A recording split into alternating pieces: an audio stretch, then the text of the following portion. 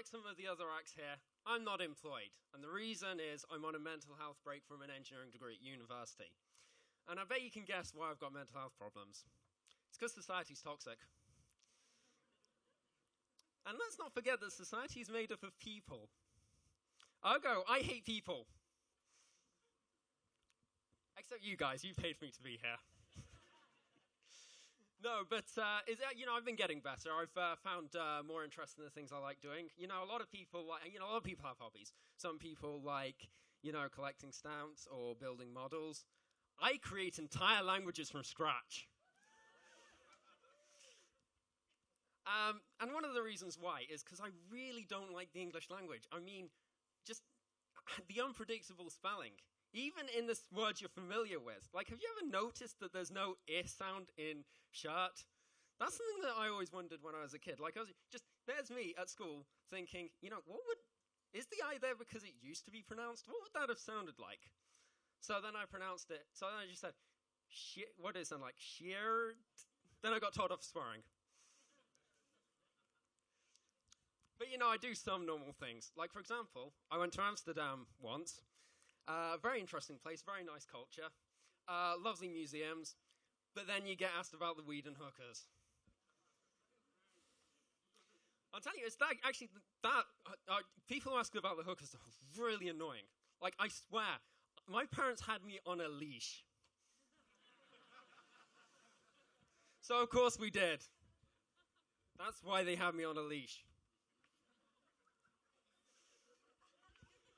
To be honest, though, I did wonder, because I heard even before, as an innocent kid, I heard there was something a bit weird, sexually devious going on there.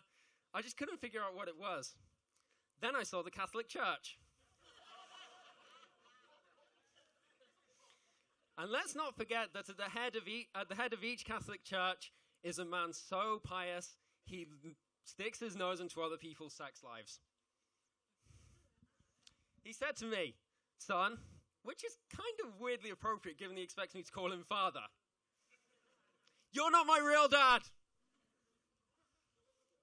He expects me to call him, anyway, he said to me, "Look, you need to stop sleeping around and you need to settle down and get married. And trust me, marriage is bliss. I should know because I made a vow specifically never to do that." But he also said another thing, like, you're also not supposed to have sex before marriage, otherwise I'll ruin it. Not sure when else you're supposed to, but okay. But, it always makes me wonder, people who condemn casual sex, like, can you imagine what the first person to have done that is like? Like, I don't know. I reckon he was a funny guy, He was definitely a funny guy. I can just hear his wise words now.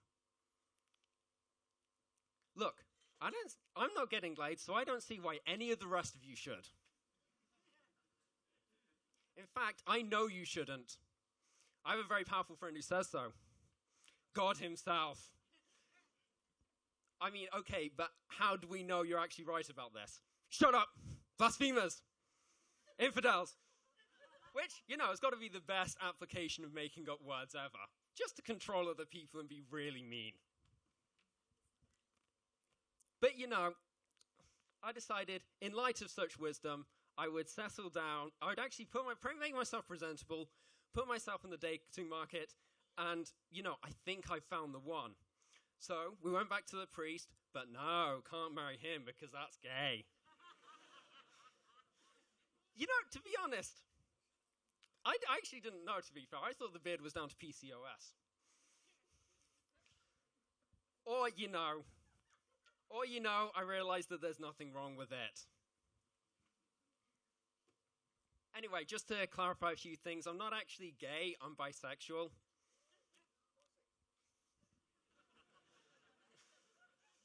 Which, as one person explained it, basically it's the ability to be able to reach into somebody else's pants and be happy with what you find.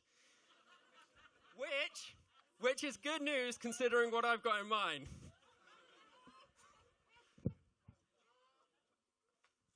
I feel like I must have missed something. Sorry. How am I doing for time? Yeah.